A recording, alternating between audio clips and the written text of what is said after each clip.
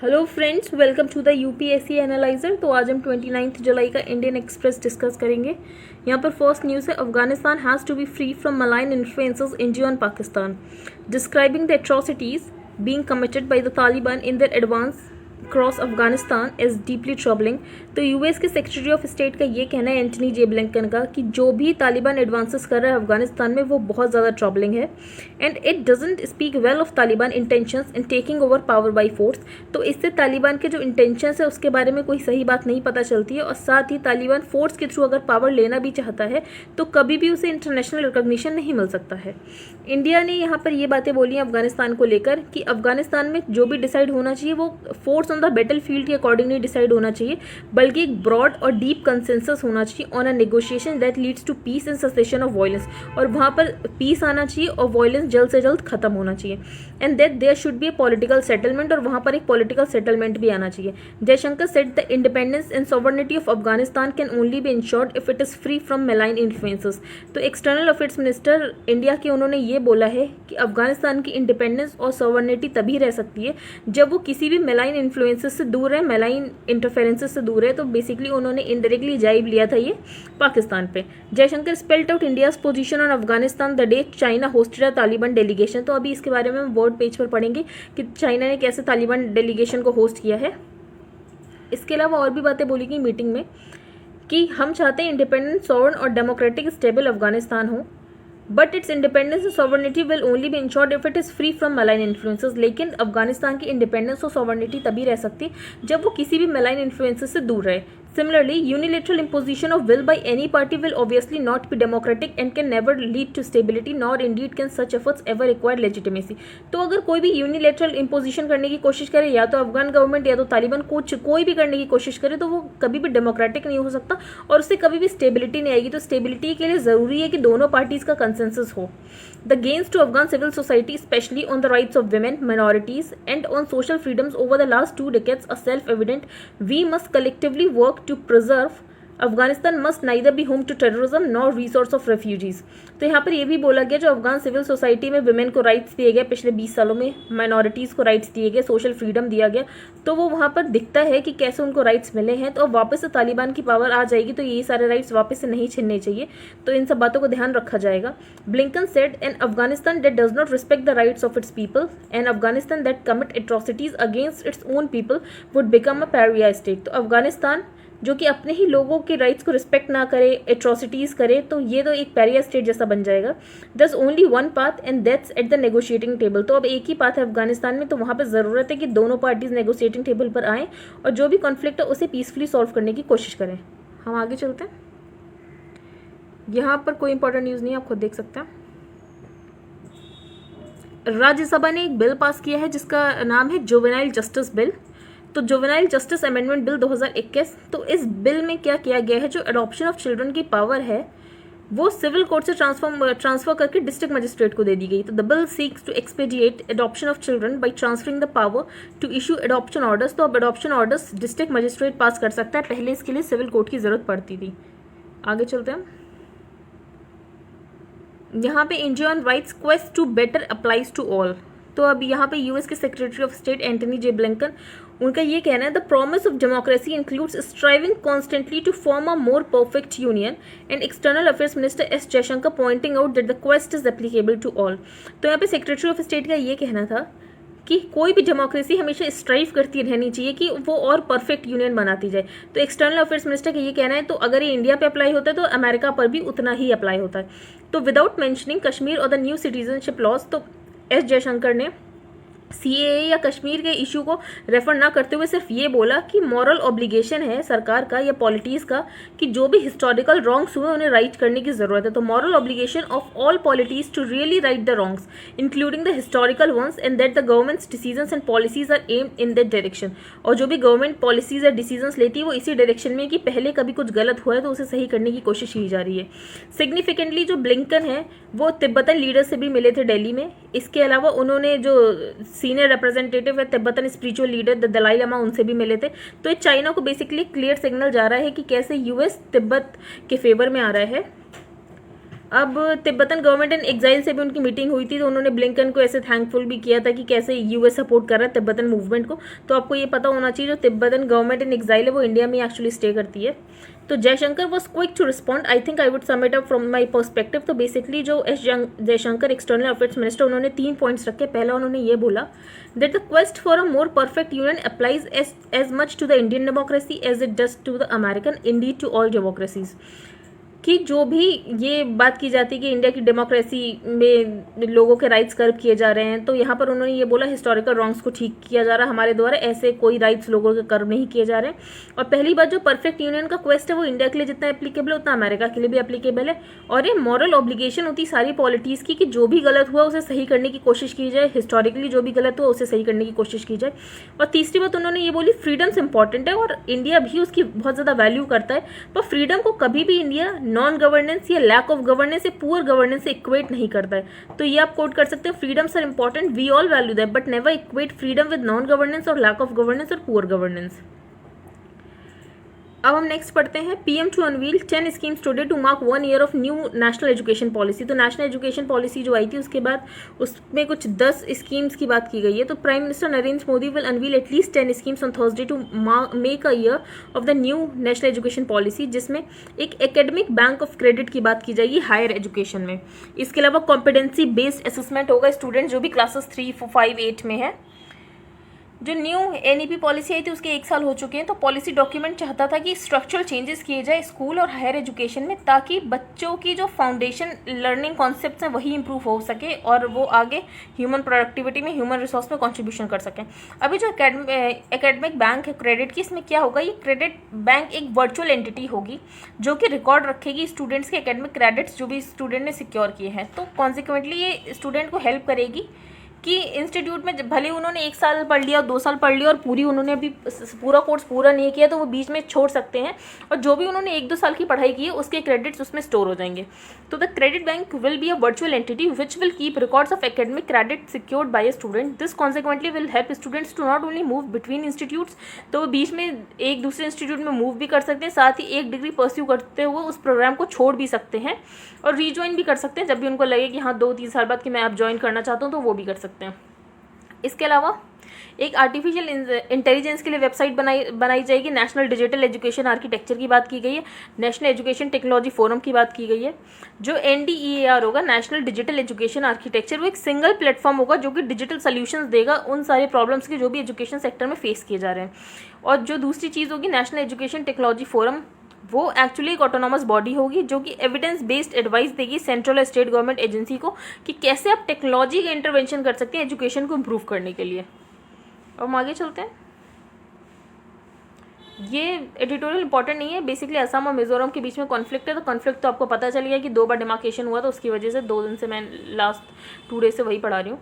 यहाँ पे science of pseudo science, तो Indira Gandhi national open university IGNOU ने एक 2 ईयर कोर्स शुरू किया है MA में एस्ट्रोलॉजी में। तो ऑथर ने बोला है जहाँ पर हम साइंटिफिक टेम्पर की बात करते हैं तो वहाँ पे एस्ट्रोलॉजी में कोर्स हमने क्यों शुरू किया, हम इसे क्यों प्रमोट कर रहे हैं। तो of the 1000 odd universities in India, तो अगर 1000 ऑड यूनिवर्सिटीज़ होंगी इंडिया में तो लगभग 20 ऐसी होंगी जो कि एस्ट्रोलॉजी में कोर्स ऑफर करती होंगी। जैसे कि बनारस हिंदू यूनिवर्सिटी में भी बहुत सारे डिपार्टमेंट्स हैं संस्कृत से रिलेटेड जहाँ पे एस्ट्रोलॉजी कोर्स कंडक्ट किए जाते हैं। लेकिन तब का टाइम अलग था, उस समय डिफरेंट मिलियू था, डिफरेंट टाइम था, तब तो ठीक है। लेकिन पोस्ट इंडिपेंडेंस एरा के बाद देखा जाए तो इग्नू एक well regarded main stream university है जो कि एस्ट्रोलॉजी को आज तक पेट्रोनाइज कर रही है।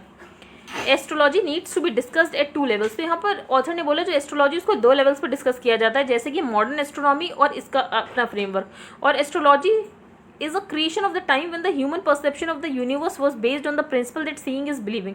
तो एस्ट्रोलॉजी तब की बात है जब इंसान को जो दिखता था वो उसी पर विश्वास कर लेता था। The universe was assumed, तो पहले ये अज्यूम किया जाता था जो यूनिवर्स है वो अर्थ और ह्यूमन बींग्स के अराउंड सेंटर्ड है और स्काई में कुछ भी मूवमेंट हो रहा है तो उसमें कुछ डिवाइन सिग्नल्स है। तो of late India has developed a split personality. तो ऑथर ने बोला कि इंडिया जैसे बहुत हिपोक्रेट है, इंडिया की एक स्प्लिट पर्सनैलिटी है। एक तरफ तो हम IITs को प्रमोट करते हैं, वर्ल्ड क्लास स्पेस और मिसाइल प्रोग्राम्स की बात करते हैं, और फिर हम दूसरी साइड सूडो साइंस को प्रमोट कर रहे हैं, जैसे कि एस्ट्रोनॉमी के कोर्सेज को वो कर रहे हैं, एस्ट्रोलॉजी के कोर्सेज को बूस्ट दे रहे हैं। तो we want our universities to figure prominently in world list. हम चाहते हैं हमारी यूनिवर्सिटीज़ वर्ल्ड लिस्ट में आए, हमारे साइंटिस्ट को नोबेल प्राइज़ मिले। एट द सेम टाइम हम क्या करें, हम अनहेल्थी ऑब्सेशन रख रखा हमने अपने एंशियंट इंडिया के साथ। इन 1862 बापू देव शास्त्री जो कि बहुत आउटस्टैंडिंग एस्ट्रोनॉमी स्कॉलर थे अपने टाइम पे, उन्होंने भी ये बात बोली थी जो इंडियन एस्ट्रोनॉमी है उसे अपग्रेड करना चाहिए मॉडर्न डेवलपमेंट्स के साथ। We can be justly proud of our ancient scientific accomplishments. तो जो भी हमारे अकम्पलिशमेंट्स हैं पहले के, हम उसमें हम गर्व महसूस कर सकते हैं, लेकिन हमें ये नहीं बनाना चाहिए कि हमारी साइंस वर्सेस उनकी साइंस। ठीक है, अब यहाँ पे ऑथर ने बोला जैसे IGNOU promises that it's astrology course will create employment opportunities. IGNOU ने ये बोला है कि जो भी उसने एस्ट्रोलॉजी कोर्स शुरू किया उससे एम्प्लॉयमेंट अपॉर्चुनिटीज़ आएंगी। तो ये ठीक है, हाँ आएंगी एजुकेशन वो एम्प्लॉयमेंट अपॉर्चुनिटीज़, लेकिन ये चीज़ कितनी डिज़ायरेबल है। Recognise educational institutions specially those owned by the government. अगर जो रिकॉग्नाइज एजुकेशनल इंस्टीट्यूशंस है जैसे कि इग्नू जो कि गवर्नमेंट के द्वारा ओन किया जाता है, तो वो अपने स्टूडेंट्स को किसी प्रोडक्टिव या इनलाइटेंड रोल्स के कोर्सेज में इक्विप कराए। In the world of today and tomorrow, our education system should not propagate bogus and discredited ideas. तो हमारा एजुकेशन सिस्टम ऐसा नहीं हो सकता जो बोगस आइडियाज़ को प्रमोट करे, डिसक्रेडिट आइडियाज़ को प्रमोट करे और लोगों की इनसिक्योरिटीज़ का फायदा उठा के एम्प्लॉयमेंट जनरेट करे। तो if the state wants to see India make a name for itself in global science, अगर हमारा देश सच में चाहता है जो इंडिया का नाम ग्लोबल साइंस में हो, टेक्नोलॉजी में हो, तो ये सूडो साइंस को प्रमोट बिल्कुल भी ना करे। हम आगे चलते हैं, यहाँ पर कोई भी इंपॉर्टेंट नहीं है। पहले हम ये पढ़ेंगे how to exit farming risk trap. तो ऑथर ने बोला यहाँ पे जो प्राइवेट सेक्टर है वो बहुत ही अनविलिंग है एग्रीकल्चर में आने के, जिसकी वजह से जो फार्मिंग सेक्टर में रिस्क होता है वो कम नहीं हो पा रहा। तो फार्मिंग सेक्टर में रिस्क को कम करने के लिए ज़रूरत है कि प्राइवेट सेक्टर इसमें आए। अब at the height of the farm protest, तो लास्ट ईयर फार्म प्रोटेस्ट बहुत ज़्यादा हो रहे थे, अभी भी फार्म प्रोटेस्ट चल ही रहे हैं, क्योंकि फार्मर्स को ये डर था कि इन लॉस के आने के बाद जो कॉर्पोरेट होंगे वो इंडियन फार्म्स को टेक ओवर कर लेंगे। तो इसकी वजह से जो रिलायंस के सेल टावर्स उनको भी ऐसे टॉपल किया जा रहा था, तोड़ा फोड़ा जा रहा था। उसके बाद रिलायंस ने एक ऑफिशियल स्टेटमेंट दी कि कंपनी को कोई भी इंटरेस्ट नहीं है फार्म सेक्टर में आने के लिए। तो ऑथर ने बोला इससे पता चलता जो प्राइवेट कॉर्पोरेशन से भले बड़े या छोटे वो इंडियन एग्रीकल्चर में आना ही नहीं चाहते, और यही सबसे बड़ी दिक्कत की बात है। प्राइवेट सेक्टर को एग्रीकल्चर में आने की ज़रूरत है ताकि रिस्क कम किया जा सके, प्रोडक्टिविटी बढ़ाई जा सके। तो it's the reluctance of private corporations large और small to plunge into the currents of Indian agriculture that ought to worry us all. While Indian agriculture was saved from outright nationalisation, तो Indian agriculture का कभी nationalisation तो नहीं किया गया even today, लेकिन उसके बाद भी हम देख रहे हैं जो फार्मर का लाइवलीहुड का सारे एस्पेक्ट है वो कहीं ना कहीं गवर्नमेंट एजेंसीज के द्वारा ही डिटरमाइन होते हैं, जैसे कि production, credit, marketing, procurement, prices, सब कुछ गवर्नमेंट की पॉलिसीज़ के द्वारा ही डिटरमाइन हो रहा है। The result has been a suffocating mix of arbitrary and conflicting policy interventions. और हम देखते हैं जो भी पॉलिसी इंटरवेंशन सरकार के द्वारा होते हैं वो बहुत ही आर्बिट्रेरी होते हैं, भले वो सेंट्रल गवर्नमेंट द्वारा हो या स्टेट गवर्नमेंट द्वारा हो। This combined with poor and varying level of provisions of basic public goods. तो पहली बात तो आर्बिट्री और कन्फ्लिक्टिंग पॉलिसी इंटरवेंशंस होगी गवर्नमेंट द्वारा, और दूसरी बात जो बेसिक पब्लिक गुड्स हैं जैसे इरीगेशन वो भी सारे स्टेट्स में बराबर नहीं है, तो पुअर और वेरिंग लेवल्स हैं प्रोविजन के। Has meant that some 50 years after the green revolution we all find ourself trapped in an all India agricultural landscape. लगभग ग्रीन रेवोल्यूशन को 50 साल हो गए, उसके बाद भी हमारा जो एग्रीकल्चर है उसमें लो प्रोडक्टिविटी देखने को मिल रही है, और साथ ही high level of variation in crop yields हर जगह। जैसे फार्मिंग डिस्ट्रिक्ट्स हैं तो जितने फार्मिंग डिस्ट्रिक्ट हैं सबका अपना एक अलग मॉडल है with lower levels of individual welfare. तो आज का जो हमारे फार्मिंग सिस्टम है उसमें इंडिविजुअल वेलफेयर बहुत कम है और ओवरऑल रिस्क बहुत ज़्यादा है। तो ऑथर ने बोला है हमें 5 चीज़ें पता चलती हैं इस ग्राफ से, जैसे कि आप ये ग्राफ देख सकते हैं कि रिस्क टू रिटर्न कैसा है राइस और व्हीट के लिए और मेज और कॉटन के लिए कैसा है। तो ऑथर ने इसमें 5 स्टार डिफरेंसेस बताए। पहला, rice and wheat grown outside of Punjab and Haryana continue to display far higher levels of yield variations or risk across district. दूसरा, severe unevenness in the provision of common goods across districts. अब जैसे जो भी common goods हैं जैसे कि irrigation, roads, powers etcetera, तो हर district में वो अलग अलग है, किसी में है ये सारी फैसिलिटीज़ किसी में नहीं है। तो इनके साथ साथ अगर वेल फंक्शनिंग मार्केट्स की भी कमी हो, लैंड क्रॉप्स की भी कमी हो, तो उससे क्या होता है, तो अपने आप यील्ड उससे कम हो जाती है। तीसरी बात, as a result the real promise of a decentralise system, कि अभी तक डिसेंट्रलाइज सिस्टम बना ही नहीं है एक्सपेरिमेंटेशन का या एक दूसरे से सीखने का। फॉर एग्जांपल पंजाब में कोई बेस्ट प्रैक्टिस है तो उससे असम सीख सकता है, असम में कोई बेस्ट प्रैक्टिस है तो उससे पंजाब सीख सकता है, लेकिन ऐसी कोई चीज़ें बनी ही नहीं है। मतलब अगर 734 फार्मिंग डिस्ट्रिक्ट है तो सबने अपना एग्रीकल्चर मॉडल बना रखा है, वो किसी दूसरे के मॉडल से कुछ सीख ही नहीं रहे हैं। Without fundamental reforms that allow for greater mobility of farmers and agricultural resources across the country, our farm households remain trapped. तो जब तक farmers की mobility नहीं होगी एक दूसरे states में, एक दूसरे दूसरे कंट्री में, एक ही कंट्री में, तो our farm households remain trap, तो तब तक हमारे फार्म हाउस होल्ड्स ट्रैप रहेंगे और जो भी जिस फार्मिंग डिस्ट्रिक्ट की फीलिंग्स हैं वो वैसी ही चलती रहेंगी, वो दूसरे स्टेट से कुछ सीख ही नहीं पा रहे हैं। For the various input subsidies, अब जो बहुत ज़्यादा इनपुट सब्सिडीज़ गवर्नमेंट के द्वारा दी जाती है फर्टिलाइजर में, डीजल में, तो इससे क्या होता है, जो प्रोक्योरमेंट स्कीम है जैसे कि एमएसपी दिया जाता है, तो इससे हमें ही नुकसान हो रहा है। जैसे कि वाटर रिसोर्सेज का बहुत ज़्यादा डिग्रेडेशन हो रहा है, क्योंकि वीट और राइस पे एमएसपी मिलता है, तो फार्मर्स वीट और राइस की ही बार बार उपज करते हैं, जिसके कारण बहुत ज़्यादा जो वाटर लेवल डाउन जाता जा रहा है, सॉइल हेल्थ, क्लाइमेट, इन सब पे फर्क पड़ रहा है। At the same time this policy have tightened the trap our farmer households find themselves in. तो finally the 3 farm laws are only a part of the wider set of economic reforms. तो अभी तो 3 farm laws हैं, तो basically वो economic reforms के लिए ही बोलते हैं, जिससे इंडियन एग्रीकल्चर स्टेबलाइज हो सकता है। इन 3 फार्म लॉस के बाद क्या होगा, जो ओवरऑल रिस्क है वो कम हो सकता है इंडियन एग्रीकल्चर का। फार्मर्स को फ्री छोड़ देना चाहिए कि वो कौन से रिसोर्सेज को यूज़ करना चाहते हैं, कैसे लैंड यूज़ करना चाहते हैं, इनपुट को कैसे यूज़ करना चाहते हैं। स्टेट ने बहुत टाइम तक फार्मर्सों को टॉप डाउन अप्रोच के थ्रू कंट्रोल करने की कोशिश की, हर एस्पेक्ट को कंट्रोल करने की कोशिश की है। उसकी वजह से उनका रिस्क बहुत ज़्यादा बढ़ गया, प्रोडक्टिविटी बहुत ज़्यादा कम हो गई। तो फार्मर्स को एंटरप्रेन्योर्स की तरह, जैसे कि नॉन फार्म सेक्टर में होते हैं, उनको अलाउ करना चाहिए वो कब एग्रीकल्चर में जाना चाहते हैं, कब उससे निकलना चाहते हैं, उनके अपने ओन टर्म्स एंड कंडीशंस पर। द डे लार्ज और small private corporate shows a greater willingness to enter the Indian agriculture system. तो जिस दिन ये private corporates Indian agriculture system में घुसने के लिए विलिंग होंगे, उसी दिन जो इंडियन फार्मर होगा वो लो रिस्क की तरफ जाएगा और higher return path of progress देखने को मिलेगा। तो बेसिकली ऑथर ने यहाँ पर ये बोला है, जो प्राइवेट सेक्टर है, अगर जब तक वो एग्रीकल्चर में नहीं जाएगा तब तक जो यील्ड है वो हमें कम होती हुई दिखती जाएगी और रिस्क बढ़ता हुआ दिखता जाएगा। तो इसके लिए ज़रूरत है कि टॉप डाउन मॉडल से हटकर क्या किया जाए, प्राइवेट सेक्टर का एंट्रेंस किया जाए और साथ ही जो भी बेसिक प्रोविजन फैसिलिटीज़ है वो सबको बराबर मिले। और जो एमएसपी वाली बात है, उससे क्या होता है, जो फार्मर्स होते हैं वो वाटर गजलिंग क्रॉप्स ही लगाते हैं, जिसके कारण हमें इंडिया में वाटर स्कार्सिटी भी देखने को मिलती है, क्योंकि हम वाटर गजलिंग क्रॉप ज़्यादातर एक्सपोर्ट कर देते हैं, तो एक्चुअली हम अपना वाटर वर्चुअली एक्सपोर्ट कर रहे हैं। ये आर्टिकल मुझे खास इंपॉर्टेंट लगा नहीं, मेकिंग एनईपी वर्क। तो एनईपी के लिए ऑथर ने बोला है कि अगर हम कोई भी इंप्लीमेंटेशन पॉलिसी बनाएंगे तो वो कैसी होनी चाहिए, ताकि नेशनल एजुकेशन पॉलिसी के फेल होने के चांसेस कम रहे और सक्सेस होने के चांसेस ज़्यादा रहें। तो ऑथर ने यहाँ पर कोट किया है बर्नार्डो म्यूलर को कि किसी भी पब्लिक पॉलिसी को बनाने के लिए 5 एस्पेक्ट्स को ध्यान रखने की बहुत ज़रूरत है। पहला, पब्लिक पॉलिसीज़ नॉन लीनियर और इमरजेंट होती हैं।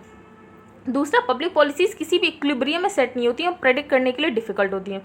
तीसरा, पब्लिक पॉलिसीज़ जो होती है वो कॉग्निटिव बाइसेस के लिए सब्जेक्ट होती हैं। और चौथा, पब्लिक पॉलिसीज़ होती हैं वो रिएक्टिविटी के लिए सब्जेक्टिव होती हैं। तो इन सारी चीज़ों को ध्यान रखते हुए ही हम कोई पब्लिक पॉलिसी बनाएं, तभी उसके सक्सेस के चांसेस ज़्यादा होते हैं और फेलियर के चांसेस कम होते हैं। साथ ही ऑथर ने बोला कि एक नेशनल एजुकेशन पॉलिसी कमीशन बनाने की बात कही है, जिसका एक ही काम होगा कि वो इम्प्लीमेंट कर सके एनईपी को।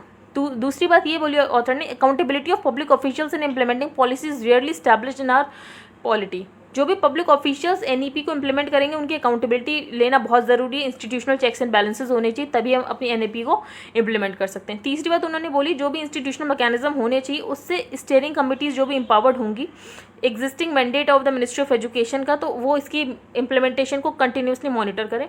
और चौथी बात, रिसोर्सेज को बढ़ाने की ज़रूरत है, जैसे कि नेशनल एजुकेशन पॉलिसी में बोला भी गया था कि 6% जीडीपी एजुकेशन में खर्च किया जाएगा, तो उसके लिए ज़रूरत है। और चौथी बात, ग्रेटर ऑटोनॉमी देनी चाहिए इंस्टीट्यूशंस को, जैसे कि इंस्टीट्यूशंस ऑफ एमिनेंस की बात की गई, तो वैसी चीज़ें और बढ़ानी चाहिए। तो बेसिकली पॉलिसी के लिए जो 5 इम्पैक्ट बताए गए हैं बर्नार्डो म्यूलर द्वारा कि पब्लिक पॉलिसी कैसी होनी चाहिए, अकाउंटेबिलिटी बढ़ाने की बात की गई ऑथर के द्वारा, एक नेशनल एजुकेशन पॉलिसी कमीशन बनाने की बात की गई है, इंस्टीट्यूशनल चेक्स एंड बैलेंसेस की बात की गई है, और साथ ही ऑटोनॉमी देने की बात की गई है। यहाँ पे मॉडल टेनेंसी एक्ट 2021 के बारे में बताया गया है कि उसके कौन कौन से प्रोविजन है। तो जो इंडिया है उसकी अर्बन पॉपुलेशन डबल होने वाली है 2018 से लेकर 2030 के बीच में। इसका मतलब न्यू दिल्ली वर्ल्ड का मोस्ट पॉपुलस सिटी होने वाला है। 96% जो टोटल हाउसिंग शॉर्टेज है इंडिया में वो बेसिकली लो इनकम ग्रुप्स में है और वीकर सेक्शंस में देखी जाती है। अगर 2011 सेंसस डेटा देखो तो 11 मिलियन हाउसिंग यूनिट्स हैं जो कि वैकेंट है, और अगर हम इसको कंबाइन करते हैं 2012 के डेटा से तो लगभग पता चलता है कि 19 मिलियन यूनिट्स में हमें शॉर्टेज ऑफ 19 मिलियन यूनिट्स दिखाई दे रही हैं। तो इससे अभी हमें कुछ और डेटा मिलता है जिससे ये पता चलता है कि कुछ होम ओनर्स हैं वो चाहते हैं उनका वैकेंट रहे, वो जानबूझ के रेंट पे नहीं दे रहे, तो वो रेंट पे क्यों नहीं देना चाहते हैं। तो finally firstly the existence of pro tenant rent control laws, तो ज़्यादा जो भी रेंट कंट्रोल लॉस है वो प्रो टेनेंट है, ठीक है, वो किराएदार के पक्ष में ज़्यादा है और हाउस ओनर के पक्ष में कम होते हैं, जिसके कारण जो लोग होते हैं वो अपना घर किराए पे नहीं देना चाहते हैं। These loss protect the rights of the tenants, तो ये जो लॉज होते हैं टेनेंट्स के राइट को तो प्रोटेक्ट करते हैं लेकिन होम ओनर्स के राइट को डाइल्यूट कर देते हैं। जैसे कि नेशनल सैंपल सर्वे ऑर्गेनाइजेशन के डेटा के द्वारा पता चला है जो 71% ऑफ हाउस होल्ड्स हैं जहाँ पे कोई रहता भी है किराए पे तो उसका कोई रिटन कॉन्ट्रैक्ट है ही नहीं। इसके अलावा जुडिशियल डिलेज, अगर कोई डिस्प्यूट हो भी जाता है ऐसे हाउस ओनर और टेनेंट के बीच में तो उसका जो डिले होता है डिस्प्यूट में वो बहुत ज़्यादा टाइम लगा देता है। जो मॉडल टेनेंसी एक्ट है उसमें कुछ प्रोविजन है। पहला ये है कि जो भी एग्जिस्टिंग रेंटल कंट्रोल लॉज है उन्हें हटाने की बात की गई है, मॉनेटरी सीलिंग्स को रिमूव करने की बात की गई है and allowing for negotiation on the duration of tenancy, तो जो भी टेनेंसी में जब भी नेगोशिएशन होगा तो वो मार्केट स्टैंडर्ड्स के बेसिस पे होगा। तो पहली बात ये एग्जिस्टिंग रेंट कंट्रोल लॉज को हटाने की बात की गई है, नेगोशिएशन की बात की गई है जो कि मार्केट बेस्ड होगा। दूसरी बात जो भी फियर ऑफ इलीगल ऑक्यूपेशन, जैसे होम ओनर को डर लगता है कि कहीं टेनेंट एकदम ऑक्यूपाई करके ना बैठ जाए, टेनेंट को डर लगता है कि कहीं इविक्ट ना कर दे होम ओनर उसे, तो इन सारी चीज़ों को कंसिडर किया गया है। आर्बिट्री सिक्योरिटी डिपॉजिट, जैसे कभी कभी होम ओनर बहुत ज़्यादा टाइम का सिक्योरिटी डिपॉजिट रखवा लेते हैं, उसको डील किया गया इसमें। स्ट्रक्चरल मेंटेनेंस कैसी होगी और इसके अलावा लीगल कॉस्ट क्या होने वाली है, तो एक्ट फैसिलिटेट्स। इसके अलावा जो जुडिशियल डिस्प्यूट जो चलता है वो बहुत टाइम लेता है तो उसके लिए भी किया गया है 3 टियर डिस्प्यूट रिड्रेसल मैकेनिज्म की बात की गई है। प्राइवेट सेक्टर इसमें 2 मॉडल लेकर आया है। मॉडल टेनेंसी एक्ट में प्राइवेट सेक्टर के 2 मॉडल्स की बात की गई, पहला बिल्ड टू रेंट और दूसरा रेंट टू ओन। तो बिल्ड टू रेंट क्या होगा, इसमें जो प्राइवेट रेसिडेंशियल प्रॉपर्टीज होंगी वो बेसिकली इसीलिए बनाई जाएंगी कि उनको रेंट किया जा सके, तो ये उस एरिया में बनाई जाएंगी जहाँ पे एम्प्लॉयमेंट अपॉर्चुनिटीज बहुत ज़्यादा है और उस डेमोग्राफी को टारगेट करके बनाई जाएंगी कि वहाँ पर अगर बिल्डिंग बनाई जाए तो ज़्यादा से ज़्यादा लोग वहाँ पर रेंट पे आकर रहें। और रेंट टू ओन में ये होगा जो ओनर होगा वो कुछ टाइम के बाद टेनेंट को ही वो चीज़ बेच देगा, वो घर बेच देगा।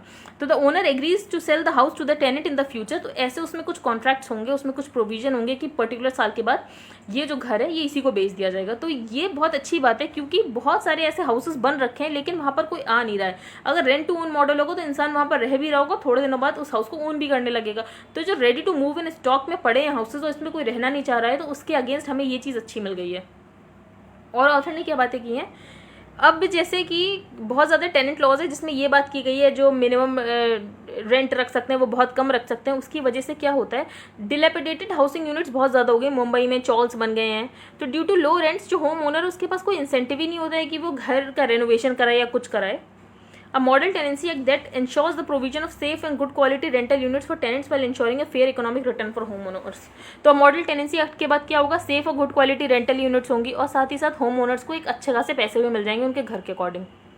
तो as the model act has been circulated, अब मॉडल एक्ट को सर्कुलेट कर दिया स्टेट्स में, तो स्टेट्स कुछ भी चेंजेस करेंगे तो वो पता चल जाएगा कि वो क्या चेंजेस चाहते हैं अपने लोकल नीड्स को सेटिस्फाई करने के लिए। हम आगे चलते हैं, ये दोनों हम नहीं पढ़ेंगे, हम ये वाला पढ़ेंगे कि प्री पैकेज क्या है, प्री पैकेज रेजोल्यूशन क्या है एमएसएमईज के लिए। तो insolvency and bankruptcy code bill 2021 pass by Lok Sabha, उसमें बात की गई कि प्री पैक्स इंसॉल्वेंसी रिजोल्यूशन होगा एमएसएमईज के लिए। जो pre package insolvency resolution process है वो कैसे कॉर्पोरेट इंसॉल्वेंसी रिजोल्यूशन प्रोसेस से अलग होगा। तो पहले हम डिफरेंस भी देखेंगे सीआईआरपी और पीआईआरपी में क्या है। जो प्री पैक होते हैं तो प्री पैक का मतलब ये है कि किसी भी डिस्ट्रेस कंपनी का अगर रिजोल्यूशन करना है तो वो एक एक्चुअली डायरेक्ट एग्रीमेंट हो जाएगा क्रेडिटर्स के बीच में और ओनर्स के बीच में, लेकिन उसमें पब्लिक बिडिंग प्रोसेस नहीं होगा। इसमें सबसे इंपॉर्टेंट बात है प्री पैक्स में कि इसमें पब्लिक बिडिंग प्रोसेस नहीं होगा, जो भी रिजोल्यूशन होगा वो डायरेक्टली क्रेडिटर और ओनर के बीच में हो जाएगा। This system of insolvency proceedings has become an increasingly popular mechanism, और ये जो प्री पैक रिजोल्यूशन मैकेनिज्म है ये बहुत सारे कंट्रीज में पॉपुलर भी है, जैसे कि United Kingdom, Europe. Under the pre pack system जो फाइनेंशियल क्रेडिटर्स हैं will agree to terms with the promoters और अ पोटेंशियल इन्वेस्टर, और उसके बाद जो भी इन्होंने प्लान बनाया उसको एनसीएलटी से अप्रूव कराएंगे। अब प्री पैक्स बेटर क्यों है सीआईआरपी से, कॉर्पोरेट इंसॉल्वेंसी रिजोल्यूशन प्रोसेस से अच्छे क्यों है प्री पैक। तो पहली बात ये, one of the key criticism of the CIRP has been the time it takes for resolution. तो सीआईआरपी को जो टाइम लगता है रिजोल्यूशन में वो लगभग 79% जो 1723 ऑनगोइंग इंसॉल्वेंसी रिजोल्यूशन प्रोसीडिंग्स है लगभग उनको 270 दिन से ज़्यादा लग जाता है। लेकिन अगर प्री पैक देखो तो इसमें सिर्फ 90 से 120 दिन लगते हैं।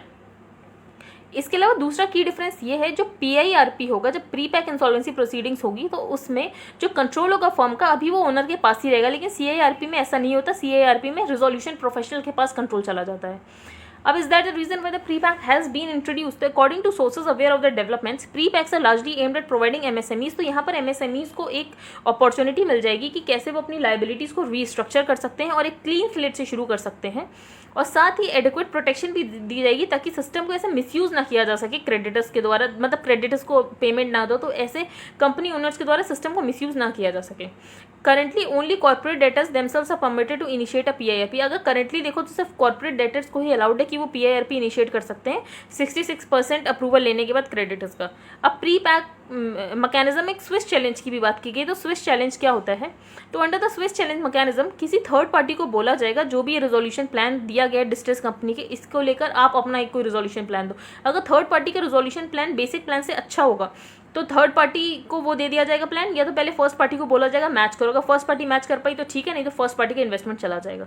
तो under the Swiss challenge mechanism any third party would be permitted to submit a resolution plan. किसी भी थर्ड पार्टी को बोला जाएगा आप रेजोल्यूशन प्लान दो इस डिस्ट्रेस कंपनी के लिए, और ओरिजिनल एप्लीकेंट को बोला जाएगा या तो आप इस इंप्रूव रेजोल्यूशन प्लान को मैच करो या तो आपका इन्वेस्टमेंट चला जाएगा। हम आगे चलते हैं। यहाँ पे China pledges support to Taliban, seeks aid to tackle Uighur militants. तो चाइना ने वेंसडे को तालिबान लीडर मुल्ला अब्दुल गानी बरादर से बात की, प्रेजिंग द इंसर्जेंट ग्रुप। और चाइना ने एक्चुअली तालिबान को प्रेज किया कि वो कैसे इंपॉर्टेंट मिलिट्री और पॉलिटिकल फोर्स है अफगानिस्तान में। और बेसिकली उन्होंने ये बोला है कि आपको अफगानिस्तान में जो करना है करो, लेकिन ये जो टेररिज्म है ये तुर्किस्तान, ईस्ट तुर्किस्तान इस्लामिक मूवमेंट में नहीं जोड़ना चाहिए। बेसिकली जो ईस्ट तुर्किस्तान इस्लामिक मूवमेंट है ये जिनजियांग प्रोविंस में मिलिटेंट्स को देखा गया है, जो कि उग्र मुस्लिम मिलिटेंट ग्रुप है।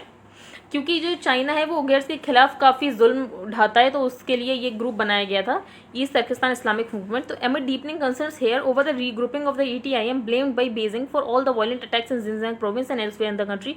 तो तालिबान ने बोला है यहाँ पर बीजिंग को कि चाइना बहुत ही ट्रस्टवर्दी फ्रेंड है और वो किसी भी फोर्स को यूज़ करने नहीं देंगे कि वो चाइना की धरती के अगेंस्ट कुछ भी करे।